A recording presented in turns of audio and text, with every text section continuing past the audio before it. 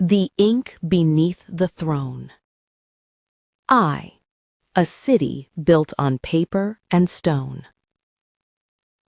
Aurelion was a city that worshipped its past. Its streets were named after victories long disputed, its statues erected to men whose hands had never held the swords they were praised for. Marble facades gleamed in the sun, but beneath them lay a foundation of parchment treaties, decrees, and signatures that mattered more than armies. Elena Valcor understood this better than most.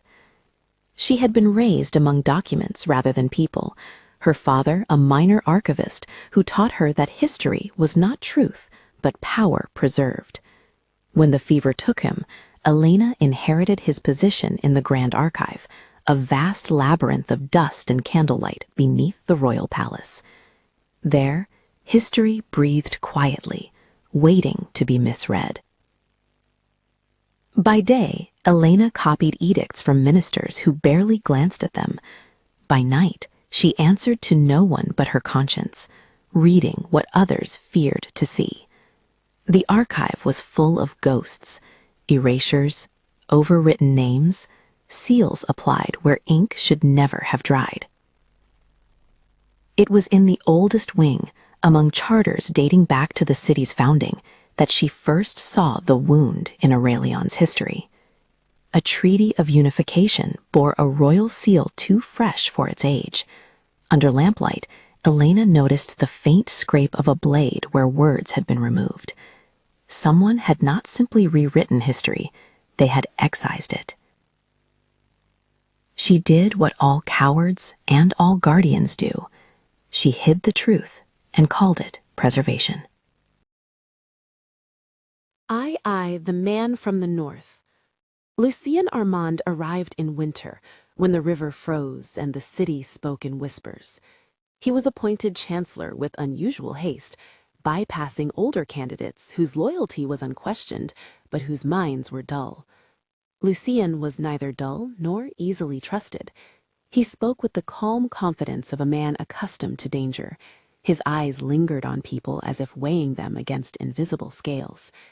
When he first entered the archive, requesting access to the restricted annals, Elena felt the quiet certainty that history had shifted its weight. "You guard these records as though they breathe," he observed. "They do," Elena replied, "and they remember who mistreats them." Lucien smiled. "Then they and I will get along."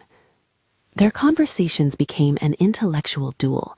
He questioned why certain rebellions were described as riots, why defeated generals vanished from record, why treaties favored silence over clarity.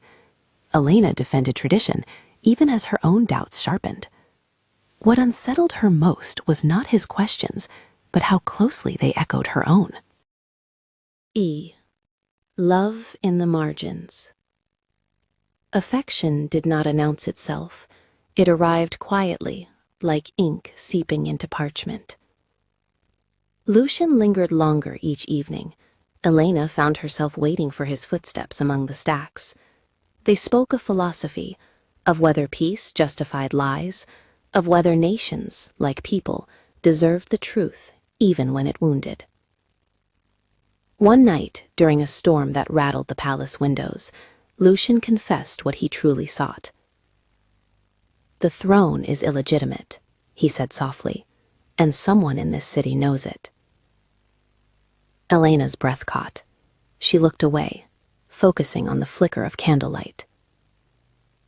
"I intend to restore what was stolen," Lucien continued, "not for power, but for justice."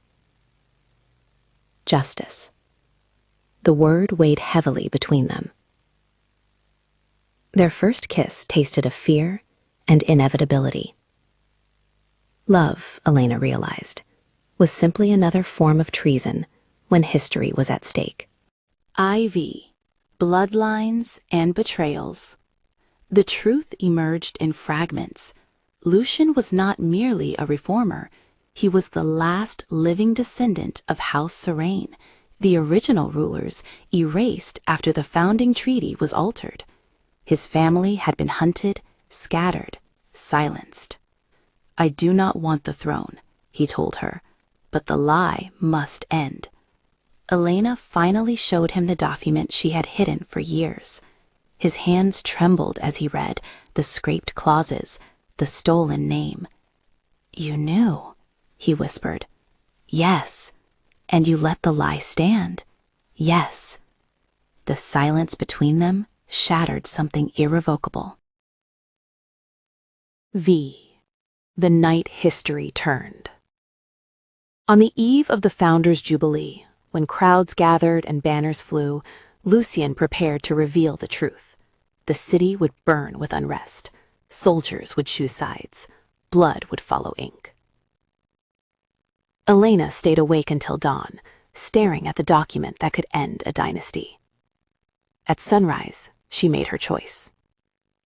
She restored the original clauses, but erased all claim to inheritance. The throne would fall, but no bloodline would rise to replace it. History would accuse the crown without crowning a savior. When the proclamation was read aloud, Aurelian erupted. Councils formed. The royal family fled. The monarchy collapsed beneath the weight of its own lie. Lucian read the document and understood what Elena had done. "You spared the city," he said, "and destroyed us." Yes.